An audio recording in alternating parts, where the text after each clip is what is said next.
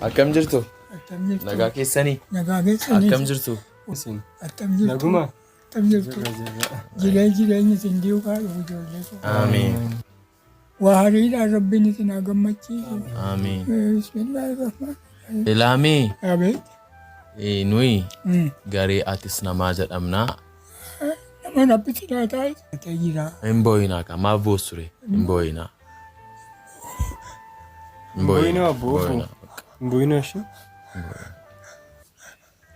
Bakka. Nuyi sin jajjabeessu dhumne malee akka sin boosaniif miti. Inna haati manaa koo immoo eegaan ani tiree halkaa qoraanyaa ta'e kadhattee na nyaachifti daakuu kanaan na jiraachifti alhamdulillahi rabbil aalamiin. Rabbiin koo yoo naanna ga'ee halkaa qoraanyaa ta'uun koo waggaa 13. Egaa kana booddee isheen kadhattee na nyaachisuutti kaatee. Iji keessan lammanuun argu? Hin argu. Iji koo 92 marmaraa irra ture achumaan na jaamee. Hundeessanii kaatanii amma? Hin ka'u inni jaajuu hin danda'u. Hin socho'u.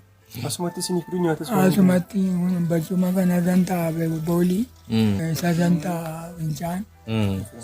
Na arguun hundi keessanii yaanaaf gargaarsa guddaa. Egaa argitani gargaarameera.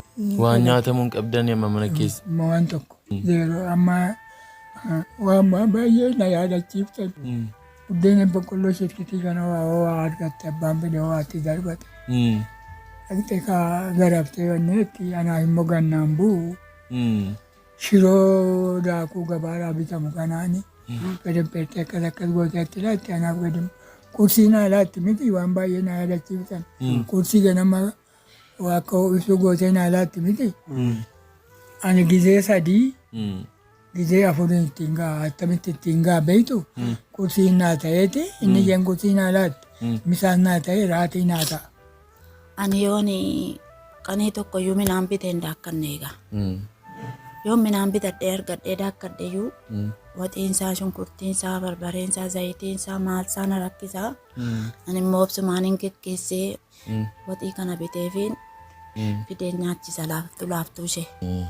Nuni akkuma isiniin jennee namootuma humna hin qabne wanta dandeenyu hin deemnee gargaarraa. Isinaa gargaara. Birrii kana qabadhaame. Kuni qarshii 10,000dha. Akkuma kana kunis qarshii 5,000dha. Waliigala qarshii 15,000dha. Namni tokko jira Finfinnee jiraata. Maqaan isaa akka dhaamu kan hin barbaanne namootuma humna hin qabnee fi kennaa jedhee maallaqanii nutti ergedha. Egaa waa haariidhaan rabbi sinaa gammachiisu. Amiin. Jireenyi keessa naa gammadu. Amiin. Jireenyi keessa naa gammadu. Namicha nu yaadate kanas rabbi isaa yaadatu. Amiin. Jireenya isaarraa rabbi isaa tuqsiisu. Amiin. Warra adeemee kana niyyaasaa guutee qaalii isaa guutee kana nu gargaarus immoo rabbi naaf haa gargaaru. Rabbi sinaa gargaaru ijoollee. Gargaarsa rabbi argadhaa. Egaa rabbiin iddiin qabu anaas ciisee waan ani yaadu kun waan fagoodhaa na yaadate rabbiin koo. Rabbi sinaa yaadatu. Gufuun isin hin dhayin. Namicha isin erge kanas iyyuu rabbi jireenya isaa haa dheeressu. Allahu akbar. Allahu akbar kabiira. Alhamdulillahi katiira subhanallah. رب العزة عما يصفون والسلام على المرسلين الحمد لله رب العالمين نبي اللهم صل. Kadhaamana namaarraa deebiftan. Ija namaa keessan ilaalaa deeme. Guyyaa meeqaan imimmaan koo dhangalaase imimmaan keessan garmalee hin bu'in. Karaa seendirra deemtan karaa nagaa ta'u. Gaaddisa jala rabbi sinaa kaa'u. Kan jaallattanii wal ga'a. akkuma isaan nama barbaadanii xaafii sana bitaa fiiti isaan nyaachisaa. Ishi kan nyaatan kan waamtan hin Hin boo'inaa bakka kana booddee ishii. Jabaadhaa ishee sin dubbifnaa guyyaa tokko dhumne. Ishi.